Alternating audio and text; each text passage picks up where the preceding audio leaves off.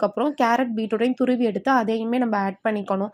அந்த எண்ணெய் கொதிப்பெல்லாம் அடங்குனதுக்கப்புறம் கொஞ்சம் கொஞ்சமாக ஆட் பண்ணிக்கோங்க.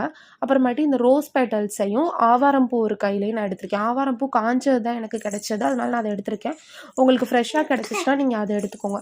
எடுத்து நல்லா மிக்சியில் நல்லா கிரைண்ட் பண்ணிக்கோங்க. அதையும் கிரைண்ட் பண்ணிவிட்டு இந்த ஆயிலில் போட்டு நல்லா மிக்ஸ் பண்ணுங்கள். நல்லா மிக்ஸ் பண்ணிகிட்டே இருந்தீங்கன்னா உங்களுக்கு பார்க்கையில ஆயில் கம்மியாகவும் இன்க்ரீடியன்ட்ஸ் வந்து அதிகமாகவும் இருக்கிற மாதிரி இருக்கும். அப்படி இருந்தால் தான் இதோட எசன்ஸ் ஃபுல்லாக அந்த ஆயிலில் இறங்கும். மெயினாக கருகிடக்கூடாது. அதாவது அதோட ஃப்ளேவரும் அந்த நேச்சரும் வந்து அப்படியே இருக்கணும். கருகிடக்கூடாது கண்டிப்பாக. இதுக்கப்புறம் இதில் நான் கொஞ்சோண்டு குங்குமப்பூ ஆட் பண்ணிக்கிறேன். இந்த மாதிரி நல்லா மிக்ஸ் பண்ணி விட்டுக்கிட்டே இருங்க. நல்லா இந்த மாதிரி மிக்ஸ் பண்ணிக்கோங்க. ஏன்னா கீழே அடி பிடிச்சிடக்கூடாது. அடுப்பை நல்லா ஹைலே வச்சுக்கோங்க. நீங்கள் லோவில் வச்சு பண்ணிங்கன்னா இது கண்டிப்பாக ரெடியாக ரொம்ப நேரம் ஆகும். ஏன்னா இந்த பபிள்ஸ்லாம் இருக்குது பார்த்தீங்களா, இதெல்லாம் நல்லா அடங்கணும். அப்போனா தான் இந்த ஆயில் வந்து ரெடி ஆயிடுச்சுன்னு அர்த்தம்.